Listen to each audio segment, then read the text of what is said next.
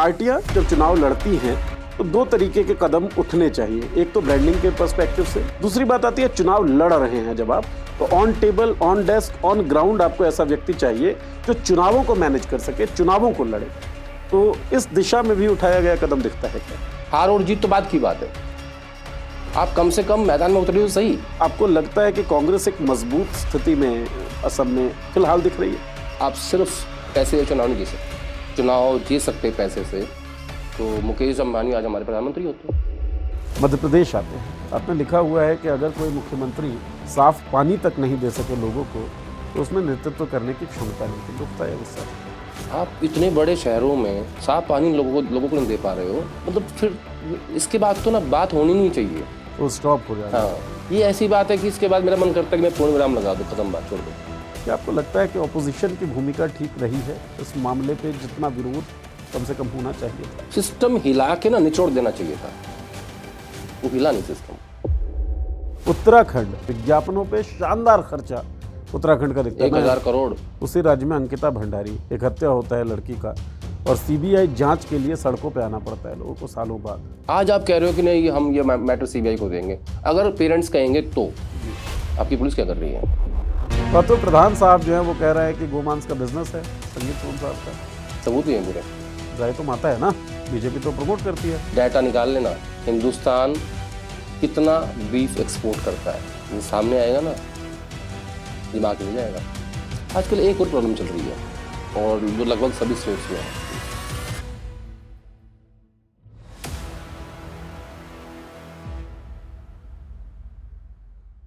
नमस्कार दोस्तों, देखी जाए के नए एपिसोड में आप सभी का स्वागत है। चर्चा करने के लिए हमारे कंसल्टिंग एडिटर आदेश रावल जी हमारे सामने मौजूद हैं।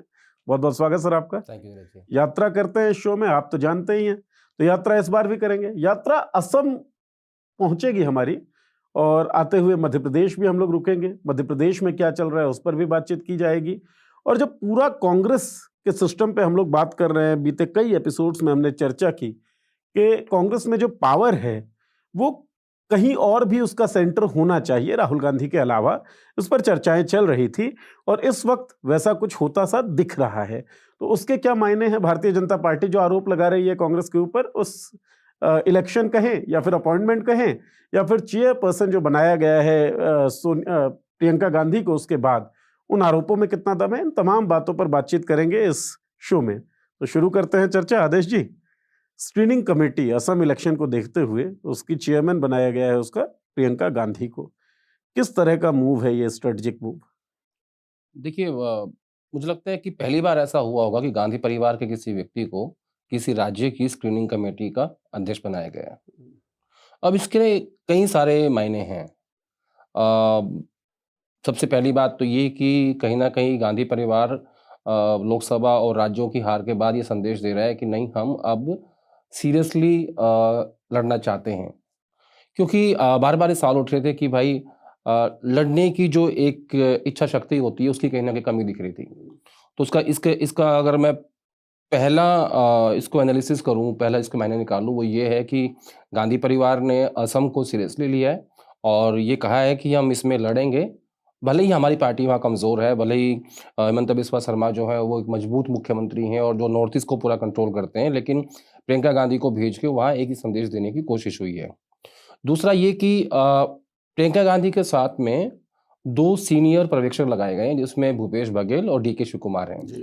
दोनों ही नज़दीकी माने जाते हैं प्रियंका गांधी के। तो एक संदेश तो ये साफ दिया है कि हम असम में लड़ाई लड़ेंगे, आखिर तक लड़ेंगे, क्योंकि जितेंद्र सिंह वहाँ के प्रभारी हैं, जो पिछले चुनाव में भी थे। उस वक्त पार्टी वहाँ पे हार गई थी और एक कोशिश ये चल रही थी कि टीएस सिंहदेव को वहाँ का स्क्रीनिंग कमेटी का हेड बनाया जाए। लेकिन कांग्रेस पार्टी की लीडरशिप ने ये तय किया कि नहीं, प्रियंका गांधी को वहाँ हम भेजते हैं। अब एक बात तो ये क्लियर है कि जाहिर है कि प्रियंका गांधी से पहले पूछा गया होगा कि क्या हम आपको वहाँ भेज रहे हैं, तो उन्होंने हाँ कहा होगा, तभी ये फैसला हुआ होगा।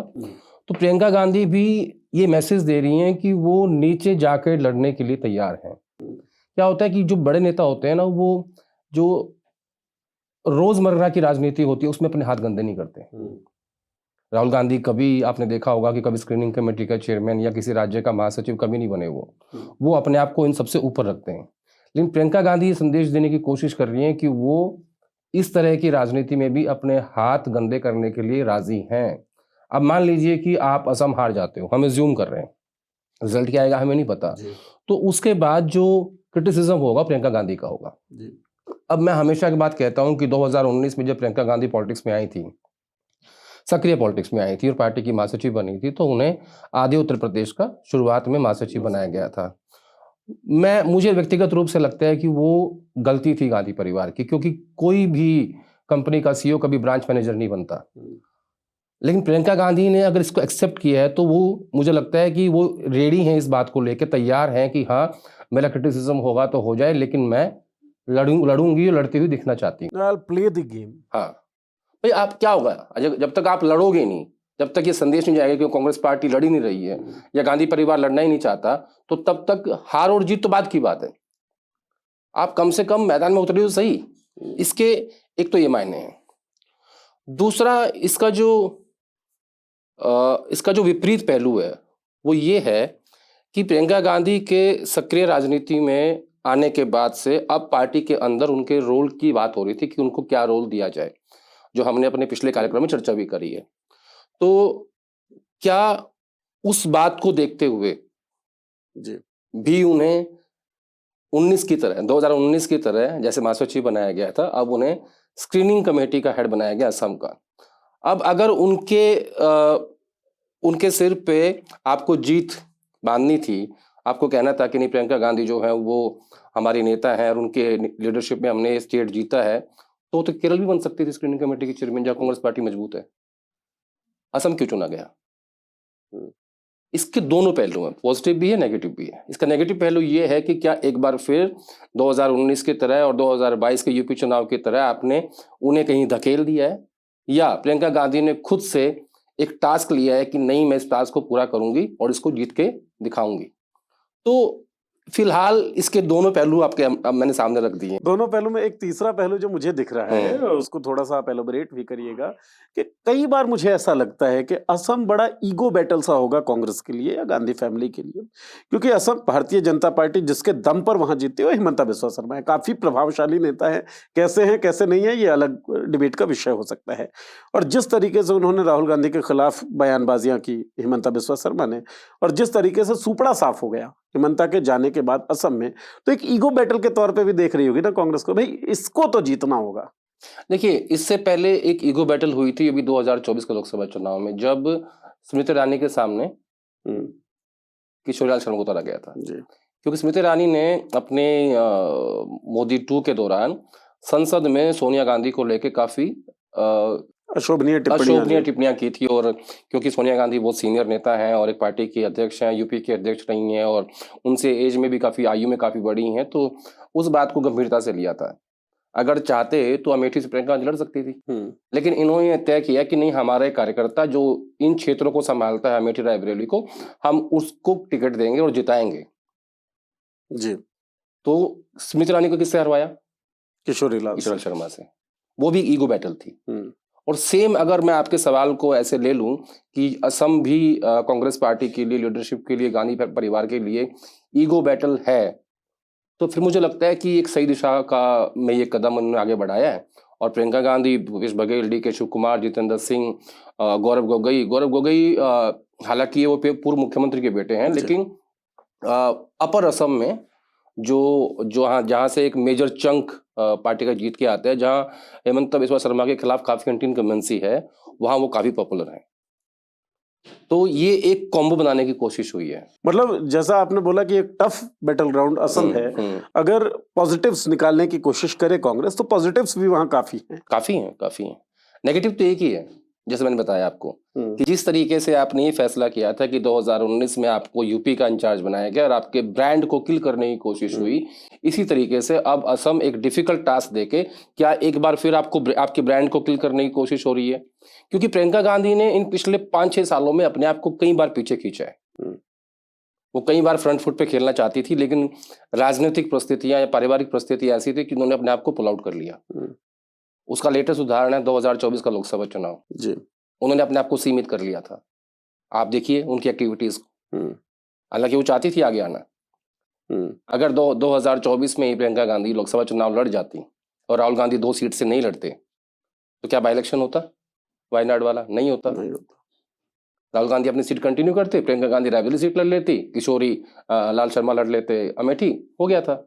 लेकिन ऐसी परिस्थितियां बनती हैं कई बार, उन्होंने खुद को पुल आउट किया और फिर ऐसी परिस्थितियां बनी कि वायनाड उनको ही लड़ना पड़ा। मजबूरी ऐसी होगी कि गांधी परिवार से ही कोई चाहिए। और बहुत स्ट्रेटेजिक मूव भी तो हो सकता है सर। हाँ, नहीं स्ट्रैटेजिक मूव इतना नहीं दिखता, क्योंकि बार बार उन्होंने अपने आप को पिछले कुछ सालों में, आप देखो 25 साल के संघर्ष के बाद, 25 साल राजनीति में काम सक्रिय रूप से काम करने के बाद, जब कोई नेता या प्रियंका गांधी या कोई और नेता संसद में पहुंचता है तो आप सोचिए कि उसके मन को कितनी तसल्ली मिलती होगी या उसके मन में कितनी पीड़ा होती होगी कि मैं 25 साल पहले भी तो आ सकती थी।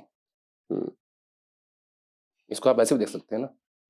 तो उन्होंने बार बार अपने आप को पुल आउट किया है और नेगेटिव पहलू एक ही है जो मैंने बताया आपको, 2019 वाला और 2026 वाला दोनों सेम है।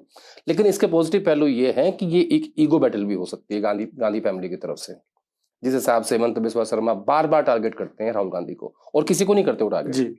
अब खास बात देखिए, पुराने कांग्रेसी हैं, एग्जैक्टली, ठीक है, और उनका वो जो बार बार वो कहते हैं बिस्किट और कुत्ते वाली बात जो है, तो वो मुझे लगता है कि वो उनको भी चुभी हुई है और वो इधर भी चुभ गई है। ठीक बात है, ठीक है ना। तो इसका फैसला तो जनता करेगी। बिस्किट तो उसी को खिलाऊंगा, तेरे को नहीं खिलाऊंगा। तो अब मुझे लगता है कि इसका फैसला जनता करेगी असम की।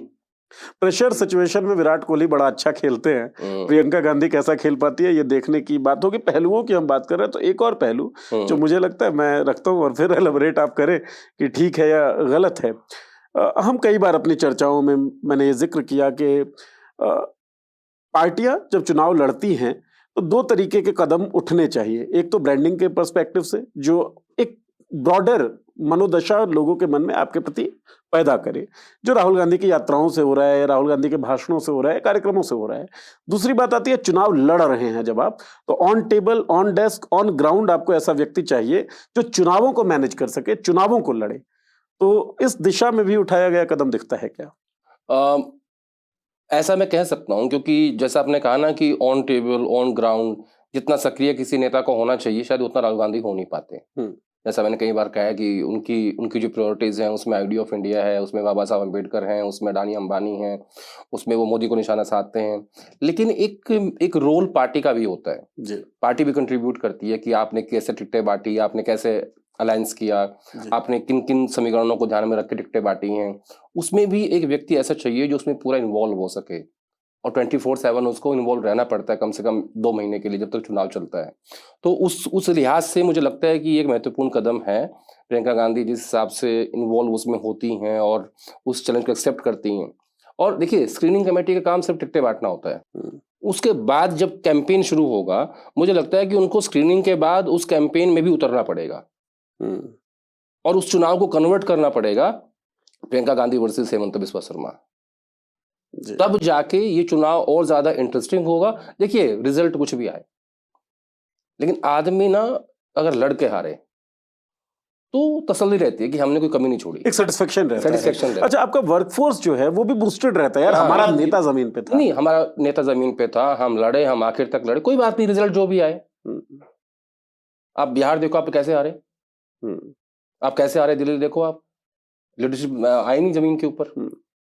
तो आखिर तक लड़ते हुए जब मैसेज जाता है तो उससे आपका कार्यकर्ता बूस्टअप रहता है और एक संदेश ही जाता है कि नहीं, हमारी जो लीडरशिप है ना। असम से मुझे बहुत सारे लोगों को फोन आया जब ये फैसला हुआ, तो कई लोगों ने ये कहा कि, हालांकि मेरे ज्यादा दोस्त नहीं है वहाँ पे, जितने हैं उन्होंने फोन करके कहा कि हम इस बात से खुश हैं कि कम से कम पार्टी ने असम के चुनाव को सीरियसली लिया प्रियंका गांधी को भेज के। इसके पहलू तो बहुत सारे हैं, पॉजिटिव और नेगेटिव, लेकिन बहुत लोग इन पहलुओं को समझ नहीं पाते। उनका जो दायरा होता है सोचने का, समझने का थोड़ा छोटा होता है वो। तो वहां के लोग इस बात से खुश हैं कि आपने इनको भेजा, प्रियंका गांधी को भेजा, अच्छी बात है। और साथ साथ जितेंद्र सिंह को भी बैलेंस कर दिया। अब जितेंद्र सिंह एज ए महासचिव एक राज्य के, असम के, वो ऐसा नहीं कर सकते कि वो जो वो चाहेंगे वही फैसला हो जाएगा। चेक एंड बैलेंस कर दिया गया, जो बिहार में नहीं हो पाया। उड़ो मत। हाँ, तो किसी अगर इस तरीके से जवाबदेही तय हो जाए, जो मैं बार बार कहता हूं आपके शो में, जवाबदेही तो सब कुछ है, तो जब चेक एंड बैलेंस होगा तो जवाबदेही तय हो जाएगी। हालांकि इसमें एक जानकारी ये भी है कि जितेंद्र सिंह ने भी काफी बार ये इस बात को लेकर कोशिश करी कि प्रियंका गांधी को असम का स्क्रीनिंग कमेटी का चेयरमैन बनाया जाए, लेकिन फिर वो नेगेटिव पहलू आ जाएंगे। जितेंद्र सिंह राहुल गांधी के बहुत क्लोज है, ओके ठीक है, तो मैं उस पे ज्यादा नहीं जाना चाहता नेगेटिव पहलू पे। इसको आप एज ए पॉजिटिव ही लीजिए, क्योंकि ये एक गेस्चर है कि भाई हम लड़ना चाहते हैं और लड़ेंगे, आखिर तक लड़ेंगे, बाकी होगा देखी जाएगी। असम की बातचीत बड़ी महत्वपूर्ण है क्योंकि बड़ा इम्पोर्टेंट स्टेट जरूर है। आपने दो ऑब्जर्वर्स की जो बात की, पर्यवेक्षक भूपेश बघेल और डीके शिव कुमार, एक साधन संपन्न पूर्व मुख्यमंत्री भूपेश बघेल, एक crisis manager DK Shivakumar, Priyanka Gandhi screening committee के चेयरमैन, गौरव गोगोई जो नॉर्थ ईस्ट से आने के बावजूद जिनके भाषणों में आक्रामकता है और लोगों के बीच पॉपुलर भी होते दिखे, सदन के अंदर भी उनके भाषण जो है काफी वायरल हुए। तो आपको लगता है कि कांग्रेस एक मजबूत स्थिति में असम में फिलहाल दिख रही है? देखिए, लोगों को लग रहा था कि असम का चुनाव बीजेपी के लिए केक वॉक है, अब वैसा नहीं है। अब उन्होंने इतना साबित कर दिया कि केक वॉक नहीं है, अब आपको हम देख लेंगे, ये वाली स्थिति पैदा हो गई है। आपने कहा कि पूर्व मुख्यमंत्री साधन संपन्न, जी मैं कह रहा हूं कि उप मुख्यमंत्री साधन संपन्न और ट्रबल शूटर, जी Priyanka Gandhi again trouble shooter, जो क्राइसिस मैनेजमेंट हेड करती हैं। मैं कई बार आपको शो में बता चुका हूं क्या क्या कर चुकी हैं जी।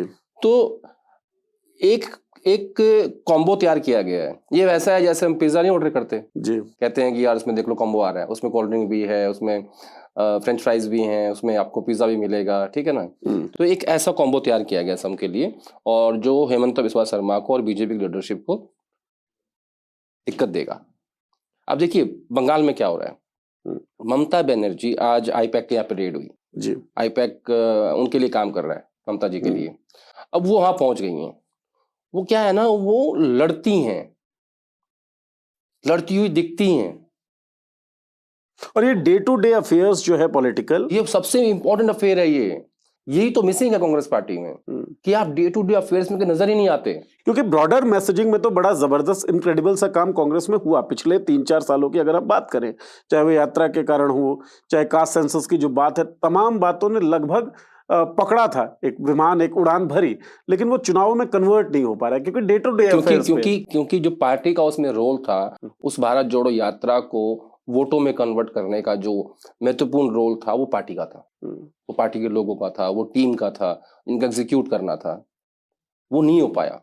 मेहनत आपने पूरी की, उसमें कोई आपको किसी को शंका नहीं है, लेकिन उसको एग्जीक्यूट कौन करेगा, उसको वोटों में कन्वर्ट कौन करेगा, उसके लिए काम पार्टी का होता है, उसके लिए काम आपकी टीम का होता है, वो नहीं है।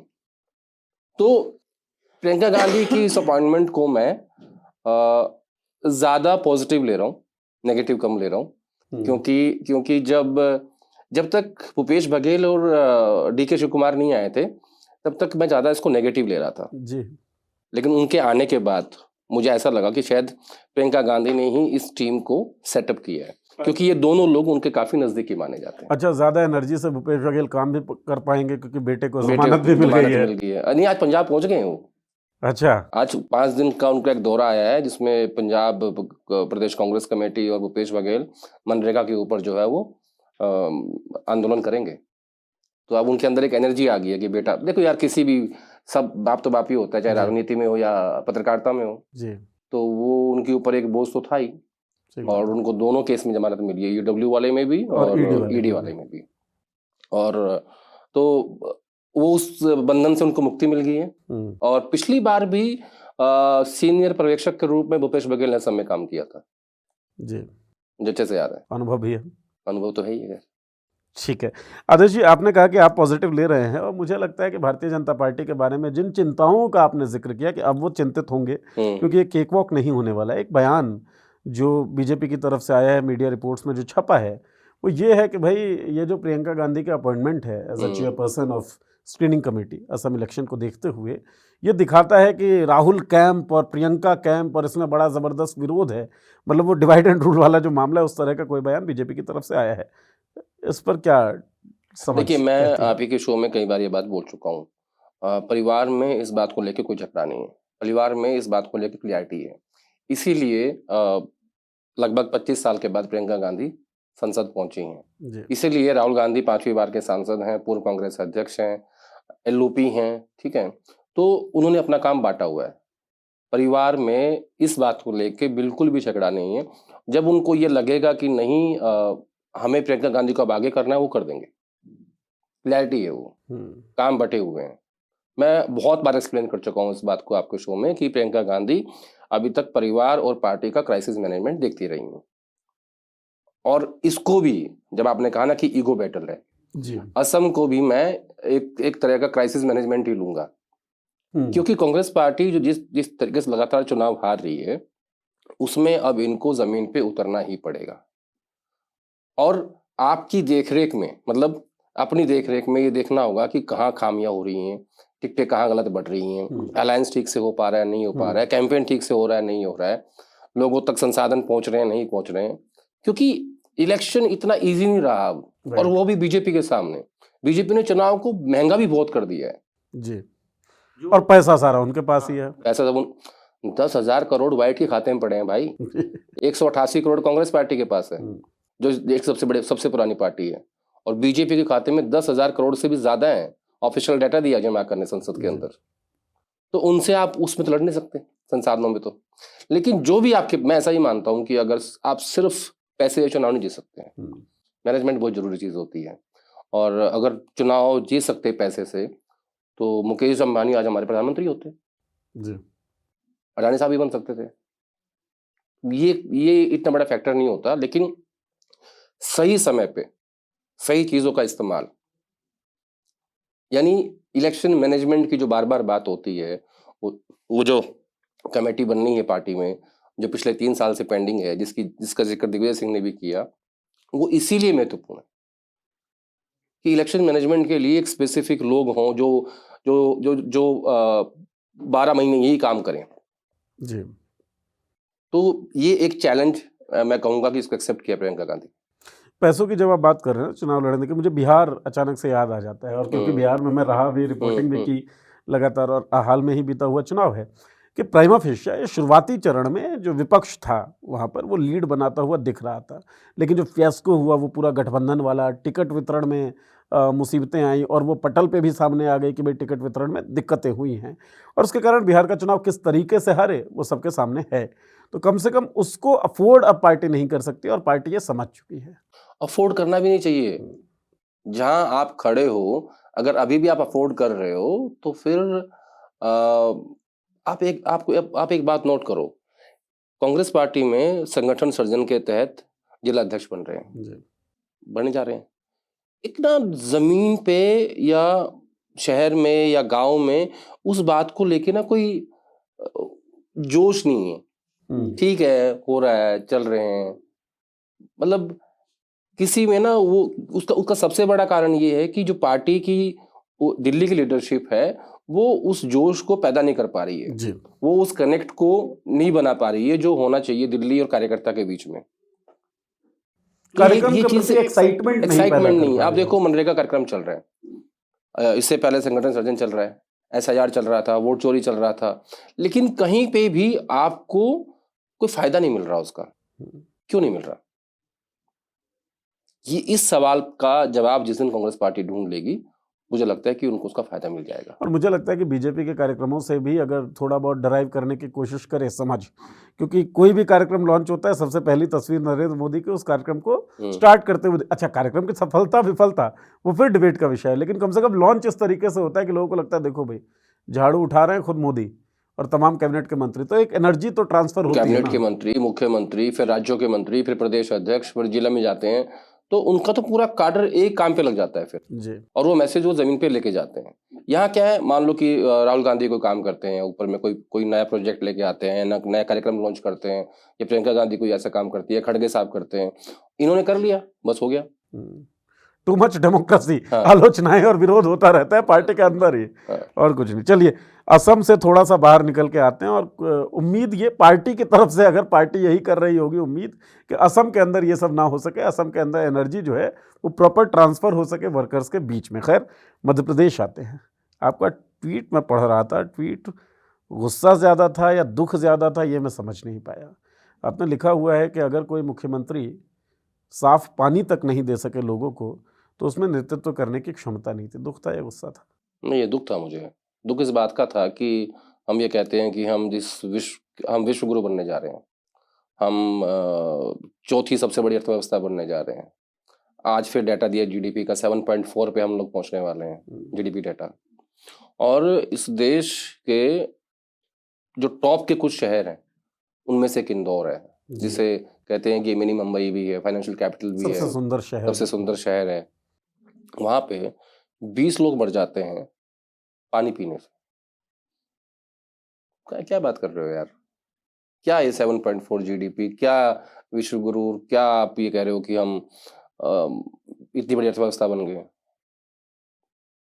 आप इतने बड़े शहरों में साफ पानी लोगों को नहीं दे पा रहे हो, और आप मतलब फिर इसके बाद तो ना बात होनी नहीं चाहिए। फुल स्टॉप हो जाना हाँ, चाहिए। ये ऐसी बात है कि इसके बाद मेरा मन करता है कि मैं पूर्ण विराम लगा दूं, खत्म बात, छोड़ दो। क्या ही बोले। अच्छा, पत्रकार आदेश रावल को दुख होता है इस बात का, इसी कारण क्योंकि मनुष्यता बची हुई है, मनुष्य होकर सोच रहे हैं। ऑपोजिशन का काम तो इस तरह की घटनाओं पर ज़्यादा एग्रेसिव होना चाहिए और ज़्यादा महत्वपूर्ण हो जाता है। क्या आपको लगता है कि ऑपोजिशन की भूमिका ठीक रही है इस मामले पे, जितना विरोध कम से कम होना चाहिए था? नजर नहीं आई।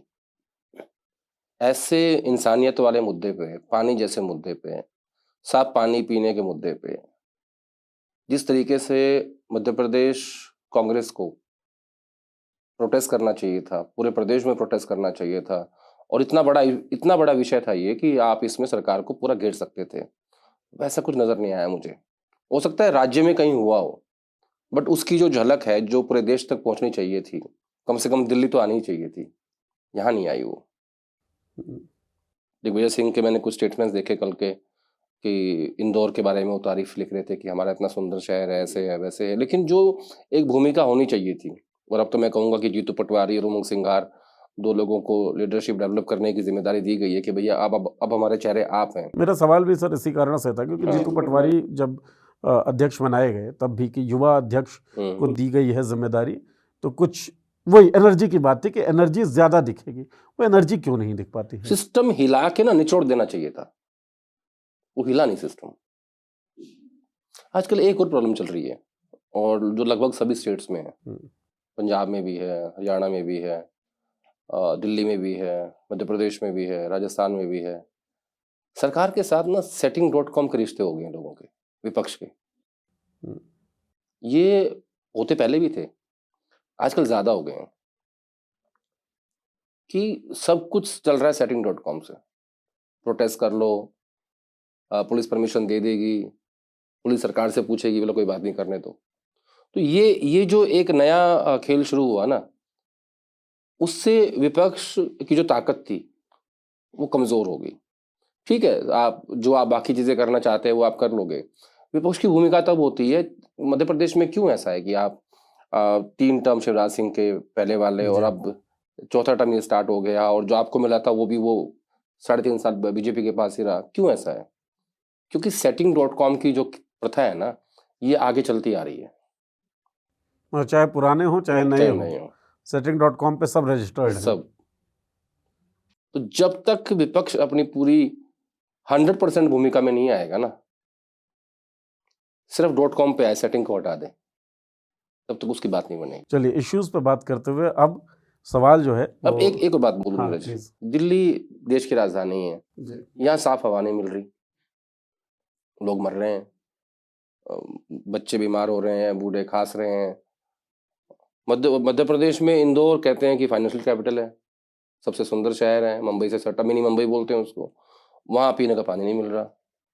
और भी कई राज्यों से ऐसी रिपोर्ट आई है कि जहाँ पीने का साफ पानी नहीं अभी मिल रहा। ग्रेटर नोएडा से भी इस तरह की खबर आई है। मेरा ये कहना है, मतलब इन तमाम सरकारों को, जितनी पहले रही या जितनी आज हैं, और जो कह रहे हैं कि आज़ादी हमें अभी मिली है, या हम विश्व गुरु बन गए हैं, या हम मेक इन इंडिया हो गए हैं, या डिजिटल इंडिया हो गए हैं, उठ जा इंडिया, लेट जा इंडिया, हम सब हो गए हैं, जब तक ये मूलभूत सुविधाएं भी आप पर्याप्त नहीं करा सकते इस देश के लोगों को, तब तक आपको ऐसी बातें नहीं करनी चाहिए। जितना पैसा आप इन कार्यक्रमों के विज्ञापनों पे खर्च करते हो, उतना पैसा अगर आप वहां लगा दो, तो देश के हर नागरिक को साफ हवा भी मिलेगी, और साफ स्वच्छ पानी ही मिलेगा।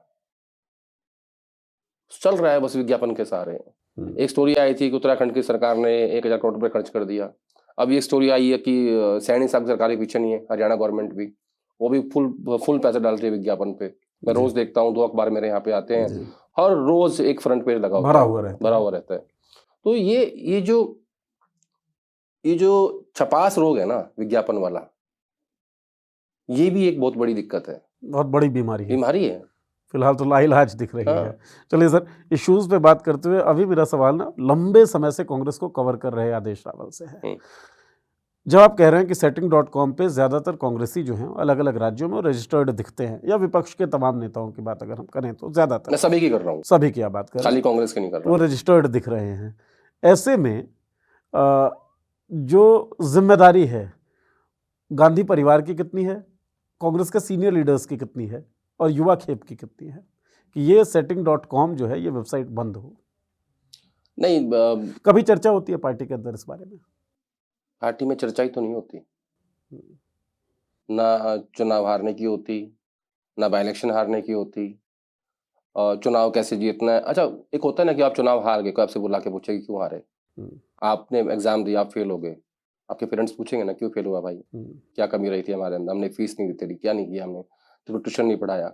यहाँ वही तो समस्या चल रही है, यहाँ कोई पूछता ही नहीं है कि हम चुनाव क्यों हार रहे हैं, कौन कौन लोग इन्वॉल्व थे, उन लोगों की क्या भूमिका थी, कहाँ खामियां रही, वही चीज तो मिसिंग है। जब इसी कारण से setting.com जो है वो फ्लरिश होता है, वो और फल फूल रहा है। इसको बताऊं इसका जो असली खेल क्या है? ज्यादा खेल संसाधनों का हो गया है, उसमें जो छोटे नेता और कार्यकर्ता हैं वो पिस गए हैं, जो असल में डूअर्स होते हैं, जो आपके लिए काम करते हैं। जहां आपने प्राथमिकता संसाधनों को दे दी, दिल्ली से लेकर ब्लॉक तक, तो वहां फिर ऐसे ही रिजल्ट आते हैं। इससे मैंने काफी कुछ कह दिया, आप समझदार हो जी। और मुझे वसीम बरेलवी साहब का एक शेर याद आ गया है कि मुझे ये खौफ दे मालिक, मुझी पर है नजर तेरी, बस इतना ही नहीं काफी कि सजदा कर लिया मैंने। तो लीडरशिप नजर रखे, ये भी बहुत जरूरी है, तभी केवल सजदे से काम नहीं चलेगा, लोगों को काम करते रहना पड़ेगा। मुझे लगता है इसी तरह की कोई बात आपने कही है सर। उत्तराखंड आपने अभी अभी जिक्र भी किया कि विज्ञापनों पे शानदार खर्चा उत्तराखंड का दिखता है। 1000 करोड़ 1000 अकेले धामी साहब। किसी भी सिनेमा हॉल में चले जाइए आप दिल्ली एनसीआर के, सबसे पहले पुष्कर सिंह धामी को देखेंगे, उनके बहुत सारे एड्स को देखेंगे, और वो चुनाव नहीं जीत पाते अपना। जी कमाल की बात ये है कि जो आदमी विधानसभा चुनाव हारा हो वो मुख्यमंत्री हैं, और वो भर भर के सरकारी पैसा खर्च कर रहे हैं। 1000 करोड़ स्टोरी थी न्यूज लॉन्ड्री की जी, और उसके बाद तो और भी ऐड हो गया होगा, मतलब उस 1000 करोड़ में जी। और उसी जिस राज्य में 1000 करोड़ रुपए विज्ञापनों पे खर्च हो रहा है, उसी राज्य में अंकिता भंडारी, एक हत्या होता है लड़की का, और सीबीआई जांच के लिए सड़कों पे आना पड़ता है लोगों को सालों बाद। ये स्थिति व्यथित नहीं करती है? मैंने एक स्टेटमेंट देखा धामी साहब का, जिसमें वो कह रहे थे कि मैं अंकिता के पेरेंट्स से बात करूंगा, जैसा वो चाहेंगे, जिस तरह की जांच वो चाहते हैं, मैं उसको रिकमेंड करूंगा। पहली बात तो ये कि आप जब एक लड़की की हत्या होती है, अभी तक उत्तराखंड पुलिस उसमें क्या कर रही है? जी, क्योंकि क्या है, इस केस को ना सिर्फ दबाने की कोशिश हो रही है चारों तरफ से। अगर ये केस इतना सिंपल होता और किसमें कोई बड़े लोग इन्वॉल्व नहीं होते, अभी तक इसके सारे तथ्य बाहर आ चुके होते, और जो उत्तराखंड पुलिस है वो उन लोगों को गिरफ्तार भी कर चुकी होती। तो ऐसा कौन इसमें इतना महत्वपूर्ण व्यक्ति इन्वॉल्व है कि अभी तक कुछ भी बाहर नहीं आया? और आप किस बात का इंतजार कर रहे थे कि अगर आपकी पुलिस सक्षम नहीं है तो आपने क्यों रिकमेंड नहीं किया सीबीआई को अभी तक? और ये क्या तरीका होता है कि पीड़ित का परिवार जो जैसा जांच कहेगा वैसा जांच हम कर लेंगे? अरे भाई, आपकी भी तो जिम्मेदारी बनेगी ना। नहीं, वो इसलिए क्योंकि जनता सड़क पे आ गई है। छोटे छोटे शहरों में, कस्बों में लोग मोमबत्ती लेके निकल पड़े हैं। तो ये जो विरोध हो रहा है पब्लिक का, जनता जो न्याय मांग रही है अंकिता भंडारी के लिए, उसके बाद आपका स्टेटमेंट आता है। आपको डे वन ही बोल देना चाहिए था कि आप पुलिस को बोलते कि भैया आपसे नहीं हो पा रहा है। हाँ, सीबीआई को दीजिए, सीबीआई को दीजिए, यही तो जिम्मेदारी तो आपकी बनती है। क्यों आप कितने साल हो गए इस बात को? आज आप कह रहे हो कि नहीं हम ये मैटर सीबीआई को देंगे। अगर पेरेंट्स कहेंगे तो जी, आपकी पुलिस क्या कर रही है? ये पता है, ये वैसा ही है। ये कैसा है कि 2020 में दिल्ली में दंगा होता है, देश की राजधानी में दंगा हो रहा है, 53 लोगों की हत्या होती है। अमेरिका के प्रेसिडेंट ट्रंप साहब उस दिन दिल्ली में होते हैं। देखो कितनी वाहवाही हमने लूटी होगी उस दिन। आज तक 5 साल हो गए हैं, किसी को ये नहीं पता उन लोगों को किसने मारा। जांच एजेंसी दिल्ली पुलिस न चार्जशीट की है, न बताया है कौन इसमें इन्वॉल्व है, कहाँ से आए थे, किसने 53 लोगों की हत्या की, किसने वो घर उजाड़े, कुछ नहीं पता। लोगों को जेल में डाल दिया, ट्रायल शुरू जेल नहीं में हुआ। डाल दिया, ट्रायल शुरू नहीं हुआ। और देखो कमाल की बात, वो कह रहे हैं कि ये 2 लोग अब अगले 1 साल तक बेल भी अप्लाई नहीं कर सकते। जी। और नेक्स्ट डे सुप्रीम कोर्ट एक दूसरे केस में कहता है कि बेल तो अधिकार है, अलग अलग है। Bail is right, jail is exception हाँ, नॉर्मली, Normally। लेकिन इस केस में दिखता है jail is right, bail is exception. वो एक अंग्रेजी कहावत है ना कि show me the man, I will show you the law. जी। वैसा चल रहा है यहाँ। अब चलो हरियाणा, देखो उत्तराखंड, जी। दिल्ली, अब हरियाणा। राम रहीम जी, फरलो पे फरलो चल रहा है काम। क्यों? क्योंकि राम रहीम के लगभग 30 से 35 सीट ऐसी हैं जहां उनका इम्पैक्ट है। तो वो जो वोटों की राजनीति है उसके मद्देनजर बीजेपी पैरोल दे रही है, पुलिस प्रशासन पैरोल दे रहा है, विपक्ष कुछ बोल नहीं सकता, उनकी वोट कट जाएंगी। और सिर्फ हरियाणा में नहीं, पंजाब का भी जो इलाका है, जो सिरसा, वो जो मालवा वाली बेल्ट जी, है, जी, जी, जी। वो भी नहीं बोल सकते, क्योंकि हरियाणा पंजाब वो शेयर करता है राम रहीम का जो इम्पैक्ट है। ठीक है, देख लो क्या हो रहा है। तो हर तरफ हर व्यक्ति अपने अपने वोट बैंक को एड्रेस कर रहा है। इंसाफ कहीं नहीं है, न्याय किसी को नहीं मिल रहा है। चाहे उम्र खालिद हो, आपने क्यों कहा उसको कि भाई आप 1 साल तक बिल अप्लाई नहीं कर सकते, और क्यों आप बाकी केसेस में कहते हो कि बिल तो अधिकार है। आप ये कहो, देखो अगर उमर खालिद दोषी है, चार्जशीट करो और टांग दो, 53 लोग मरे हैं। और अगर नहीं है, आप एक काम करो ना, आप उसको स्पीड अप कर दो ट्रायल को। सुप्रीम कोर्ट क्यों नहीं पूछ सकता कि भाई 5.5 साल से ये जो 6 लोग, जो जिनमें से 4 बाहर आ गए हैं, 2 आपने अंदर रखे हुए हैं, इनकी चार्जशीट क्यों नहीं हो रही है? इनके मुकदमे को आप स्पीड अप क्यों नहीं कर देते? डेली बेसिस पे या हफ्ते में सुनवाई क्यों नहीं हो सकती? 53 लोग मरे हैं, यानी 53 घर उजड़े हैं जी। उनको इंसाफ कौन देगा? इस वक्त जवाब किसी के पास नहीं है, इंसाफ की पड़ी ही नहीं है किसी। और सुनो कहां हो रहा है ये देश की राजधानी दिल्ली में हो रहा है, जहां ये कहते हैं कि सरदार पटेल के बाद दूसरा ऐसा गृह मंत्री है जो उससे ज्यादा पावरफुल है, सबसे मजबूत पावरफुल व्यक्ति है। सबसे मजबूत सरकार के कार्यकाल में विदेश और बल्कि अमेरिका के राष्ट्रपति जब दौरे पे थे, उस वक्त की मौजूदगी में दंगा होता है, ट्रायल नहीं चल रहा है, लोग जेल के अंदर है। ये गजब की मजबूती जो है वो दिख रही है। बहरहाल उत्तराखंड, फिर मैं कह दूंगा, फिर वो लोग बुरा मानेंगे, क्योंकि वो मुसलमान है, इसलिए ना कि हिंदू वोट बैंक को अच्छा लगता है। देखो जेल में है।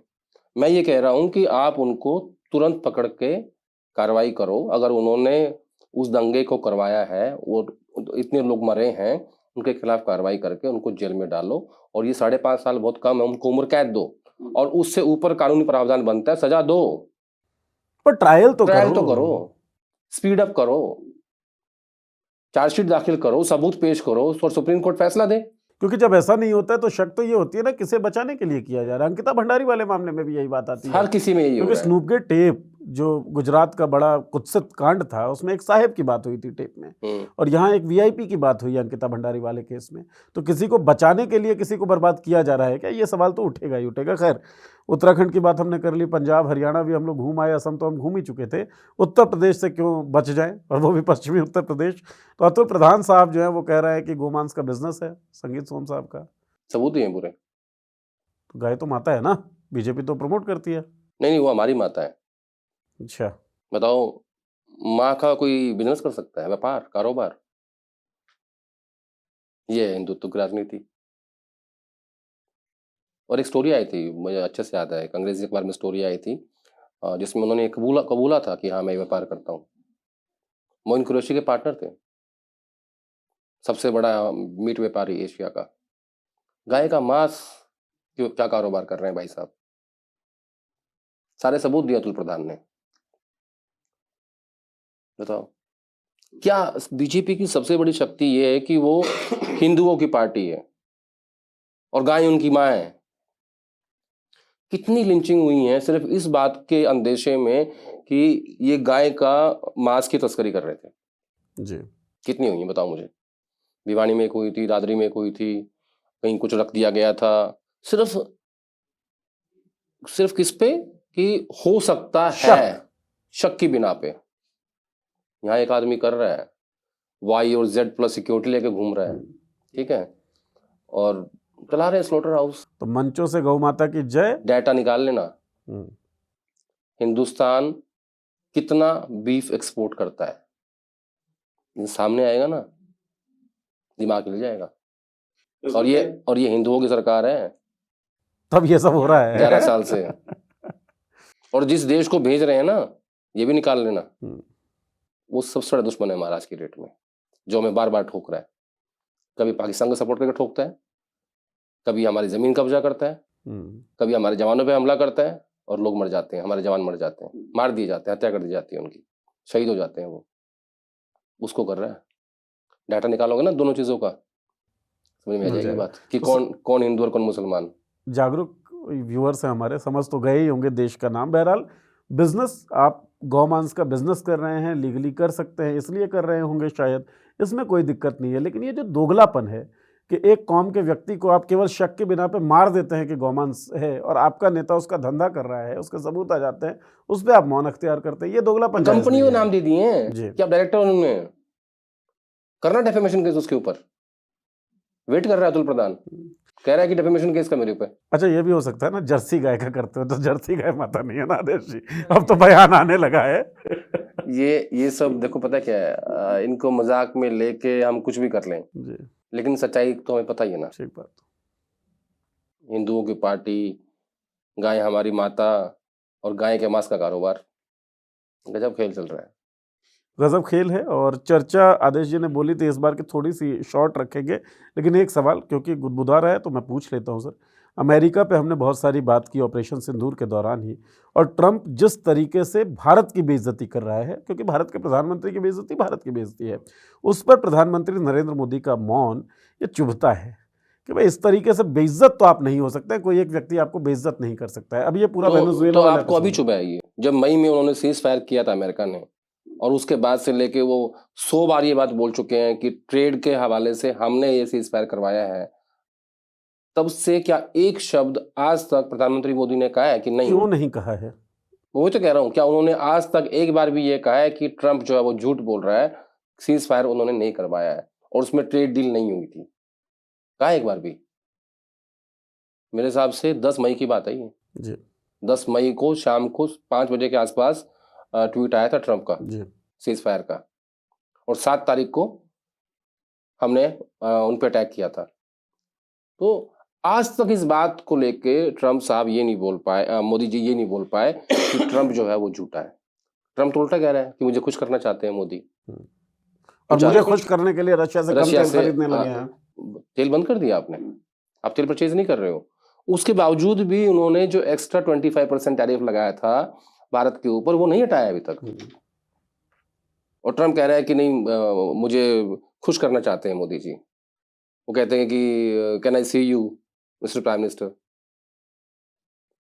अपाचे परचेज करने गए, अपाचे हेलीकॉप्टर जो है वो परचेज किया आपने उनसे, धंधा भी दिया, और फिर भी कहते हैं can I see you mister president. ये कैसा खेल चल रहा है? सीज फायर भी अमेरिका कर रहा है, बिजनेस भी वही ले रहा है, बेइज्जती भी वही कर रहा है हमारी, ठोक भी हमें वही रहा है, धमका भी रहा है। ऐसा कौन सा एक तरफा मोहब्बत चल रहा है? टैरिफ भी लगा रहा है। सबसे बड़ी मार होती है पेट की, धंधे की, वो भी मार रहा है हमें। उधर चाइना देख लो, वो भी सेम कर रहा है, जमीन कब्जा कर रहा है, समर्थन दे रहा है पाकिस्तान को, धंधा कर रहा है इंडिया में। कर दो ना बंद। इतने राष्ट्रवादी हो, कौन सी बात करते हैं वो, आत्मनिर्भर भारत, आत्मनिर्भर भारत, मेड इन इंडिया, करो ना, असेंबल मैन्युफैक्चरिंग नहीं होती। जी। 4 टुकड़े जोड़ दिए, बोला मैन्युफैक्चरिंग हमारे यहाँ पे हो रही है। मैन्युफैक्चरिंग वो नहीं होती। बनाइए कुछ, प्रोडक्शन कीजिए, बना के दिखाइए उस प्राइस में जो जहां से आप इतना इंपोर्ट करके लेके आते हो, उस प्राइस में। तो जब आप अपने आप को प्रेजेंट करते हो कि हम विश्व गुरु बन चुके हैं और प्रधानमंत्री जी यूक्रेन और रशिया का वॉर रुकवा सकते हैं, तो मुझे लगता है कि इस पे भी स्पष्टीकरण देना चाहिए कि आप क्यों ट्रम्प को खुश करना चाहते हो, पहली बात। क्यों आपके रशिया से तेल इंपोर्ट करने के बावजूद आपने उसको बंद कर दिया, तब भी आपके ऊपर से टैरिफ नहीं हटाया। क्यों आपको अमेरिका में एक फर्म को हायर करना पड़ा अपनी छवि को, अपनी नहीं ट्रम्प प्रशासन से बातचीत करने के लिए। वहां लीगल है वो। यानी बेसिकली वहां पे दलाली करना लीगल है। आप उन्हें उस कंपनी को हायर कीजिए, वो आप जो चाहते हैं उनसे कि उनके साथ वो आपके अपॉइंटमेंट कराएंगे, आपको मिलवाएंगे। जो नई दिल्ली के 5 स्टार होटल्स में होता है, जिसको यहाँ इलीगल माना जाता है, वो वहां पे लीगल वो है। वहां पे लीगल है। दलाली लीगल है वहां। उसके लिए फर्म्स हैं, बड़ी बड़ी कंपनीज हैं। क्यों भारत सरकार ने और या हमारे जो प्रतिनिधि हैं वहां पे, उन्होंने एक ऐसी फर्म को हायर किया जो ट्रम्प प्रशासन से अपॉइंटमेंट के लिए आपने उनको पैसे दिए, तब इनकी मीटिंग हो रही है आपस में। वो तो दोस्त है आपके, डायरेक्ट फोन पे नहीं है क्या? एक फोन कॉल की दूरी पे होने चाहिए हाँ। थे। मुझे याद आता है इंदिरा धंधा भी गांधी दे रहे हो, जी, वोट भी मांग रहे हो उनके लिए, और फिर भी आपको एक फर्म चाहिए। मुझे याद आता है इंदिरा गांधी का दौर इसी सब में, जब अमेरिका की केवल नाराजगी नहीं बल्कि अमेरिका के एग्रेशन को लगभग झेलते हुए पाकिस्तान के 2 टुकड़े कर दिए और एक नया देश बांग्लादेश का निर्माण कर दिया। तो आयरन लेडी तो वही होती है, और 56 इंच का सीना जो भी हो, 56 इंच के सीने में जो कुवत होनी चाहिए वो कुवत वही दिखती है। जिगरा। वो कुवत, जिगरा, वो जिगरा थोड़ा सा मिसिंग है। उस जिगरे को थोड़ा सा बढ़ाया जाए, बनाया जाए तो बेहतर होगा देश के लिए। बहरहाल कांग्रेस के लिए जो बेहतर है, शायद वो कदम कांग्रेस ने उठा लिया है। तो चर्चा देश की भी और चर्चा कांग्रेस की भी इस चर्चा में हुई। आपको ये चर्चा कैसी लगी आपको बताना है वीडियो में कमेंट करके, और चर्चा हमारे साथ आदेश जी ने की, हमेशा की तरह देखी जाएगी। मैं इसके लिए हम आदेश जी का धन्यवाद करते हैं। बहुत बहुत शुक्रिया सर, आपका धन्यवाद क्योंकि आपने ये चर्चा सुनी। बहुत बहुत शुक्रिया। देखते रहिए पॉलिटिक्स।